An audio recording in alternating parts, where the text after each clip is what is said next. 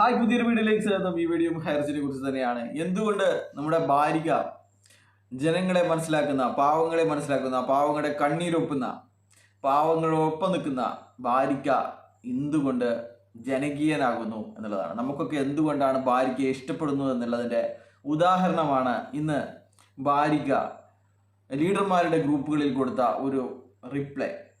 30,000-ഓളം രൂപ ലോൺ അടക്കുന്ന ഒരു സ്ത്രീക്ക് ആശ്വാസമായിരിക്കുകയാണ് ഭാര്യയുടെ വാക്കുകൾ. ഭാര്യ ഇങ്ങനെയാണ് പറഞ്ഞിരിക്കുന്നത്. നമ്മുടെ കേസ് തോറ്റു കഴിഞ്ഞാൽ എന്ത് സംഭവിക്കുമെന്നുള്ള ചോദ്യത്തിന് മറുപടി ആയിട്ടാണ് ഭാര്യ ഈ മറുപടി പറഞ്ഞിരിക്കുന്നത്. ഈ മറുപടി വൈറലായിരിക്കുകയാണ്. നമ്മൾ കേസ് പരാജയപ്പെട്ടാൽ കിട്ടിയതിൻ്റെ ബാക്കി ഗവൺമെൻറ് കോമ്പീറ്റൻ്റ് അതോറിറ്റി തരുമെന്നാണ് ഭാര്യ പറയുന്നത്. എന്നാൽ നേരെ മറിച്ച് കേസ് വിജയിക്കുകയാണെങ്കിൽ കമ്പനി എന്താണോ നമ്മളോട് പറഞ്ഞിരിക്കുന്നത് അത് കമ്പനി മുഴുവൻ തരുമെന്നാണ് ഭാര്യയുടെ ആശ്വാസവാക്ക്.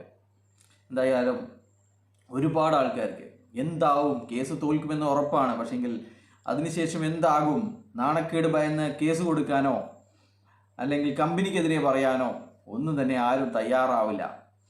അപ്പോൾ എന്താവുമെന്ന് ഒരുപാട് ആൾക്കാരുടെ മനസ്സിലെ ചോദ്യങ്ങൾക്ക് മറുപടിയാണ് ഭാര്യ പറഞ്ഞിരിക്കുന്നത്. ഭാര്യ ഇതിന് എക്സ്പ്ലനേഷൻ കൊടുക്കുന്നത് അല്പം അറിവില്ലായ്മയായിരിക്കാം. ഭാര്യ പറയുന്നത് ഒരു എക്സൽ ഷീറ്റ് കമ്പനി ഗവൺമെൻറ്റിന് കൊടുക്കും, ഇന്ന ആൾക്കൊക്കെ പൈസ കൊടുക്കാനുണ്ട്, നിങ്ങൾ കൊടുത്തോളി എന്ന് പറഞ്ഞിട്ട് കൊടുക്കും എന്നാണ് പറയുന്നത്. ഭാര്യ പറയുന്നത് ഒരു 1000 കോടിയോളം രൂപ കൊടുക്കാനുണ്ട് എന്നാണ് ഭാര്യ പറയുന്നത്. അപ്പോൾ എങ്ങനെ കൊടുക്കുമെന്നാണ് ഭാര്യ നിങ്ങൾ പറയുന്നത്? എങ്ങനെ കൊടുക്കുമെന്നാണ് പറയുന്നത്? കൊടുക്കാനുള്ളത് 1000 കോടി, ഉള്ളത് 270 കോടി, 212 പിന്നെ കുറച്ചൊരു 50 കോടി വേറെയും പിടിച്ചിട്ടുണ്ടായിരുന്നു 2 തവണയായിട്ട്, ആഭരണങ്ങളും മറ്റും ആക്കിയായിട്ട്. അപ്പോൾ ഈ 270 കോടി വെച്ചിട്ട് 1000 കോടി എങ്ങനെ കൊടുക്കും? എന്തായാലും ഗവൺമെൻറ് പിന്നെ യേശു ക്രിസ്തു എന്നല്ലല്ലോ. യേശു ക്രിസ്തു പണ്ട് 3 കൊട്ട മത്സ്യം 5 മത്സ്യം എടുത്തിട്ട് നുറുക്കിയിട്ട് 3 കൊട്ടയും അങ്ങനെ എന്തോ ഒരു സംഭവമുണ്ട്. ഇതിപ്പോൾ കൃത്യമായിട്ട് എനിക്ക് ഓർമ്മയില്ല. എന്തായാലും 5 മത്സ്യം നുറുക്കിയിട്ട് 5000 ആൾക്കാരെ ഊട്ടി എന്നൊക്കെയുള്ള സംഭവം ഉണ്ടായിരുന്നു. അതുപോലെ എന്തെങ്കിലും ആണോ ഭാര്യ ഇത്? 270 കോടി, 1000 കോടി ആൾക്കാർക്ക്, 1000 കോടി കൊടുക്കാനുള്ള ആൾക്കാർക്ക് എങ്ങനെ വീതിച്ചു കൊടുക്കുന്നതാണ് പറയുന്നത്. ഭാര്യയ്ക്ക് ഇതിന് മറുപടി പറയുന്നത് ഈ 270 കോടി അവിടെ നിൽക്കും, പിന്നെ ഇവരുടെ സ്വത്തുക്കളൊക്കെ വിൽക്കും, പിന്നെ അത് പോരാഞ്ഞാൽ മറ്റേ ലീഡർമാരുടെ സ്വത്തുക്കളൊക്കെ വിൽക്കും എന്നൊക്കെയാണ്. നമ്മുടെ പണ്ട് മഹാബലിയുടെ കഥ പറഞ്ഞ പോലെയാണ്. ആദ്യത്തെ അളവിൽ ഭൂമി തേച്ചും അളന്നു, പിന്നെ ആകാശം തേച്ചും അളന്നു, പിന്നെ ശിരസാണ് കാണിച്ചു കൊടുക്കുന്നത്. അപ്പോൾ ഭാര്യയ്ക്കും ഇതുപോലെ സ്വന്തം സ്വത്തുക്കളൊക്കെ കാണിച്ചു കൊടുക്കുമായിരിക്കും അല്ലേ. എന്തായാലും വളരെ ആശ്വാസം തന്നെയാണ് ഭാര്യയുടെ ഈ വാക്കുകൾ.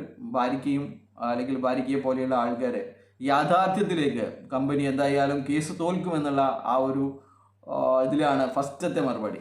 കേസ് നമ്മൾ പരാജയപ്പെട്ടാൽ കിട്ടിയതിൻ്റെ ബാക്കി ഗവൺമെൻറ് തരും എന്ന് പറയുന്നത് ശരിയാണ്. കേസ് നിങ്ങൾ പരാജയപ്പെടുകയും ഗവൺമെൻറ് അത് തരാൻ ബാധ്യസ്ഥരുമാണ്. ഗവൺമെൻറ്റിൻ്റെ കയ്യിൽ 212 കോടി ഉണ്ട്. അപ്പോൾ അതിനുവേണ്ടി നിങ്ങൾ ചെയ്യേണ്ടത്, നിങ്ങളൊരു പരാതി പോലീസ് സ്റ്റേഷനിൽ കൊടുക്കണം. അത് പരിശോധിക്കണം, ആരൊക്കെയാണ് എങ്ങനെയൊക്കെയാണ് ഇത് കൊടുത്തിരിക്കുന്നത്. അതിൻ്റെ റിപ്പോർട്ട് കോമ്പീറ്റൻ്റ് അതോറിറ്റിക്ക് കിട്ടണം.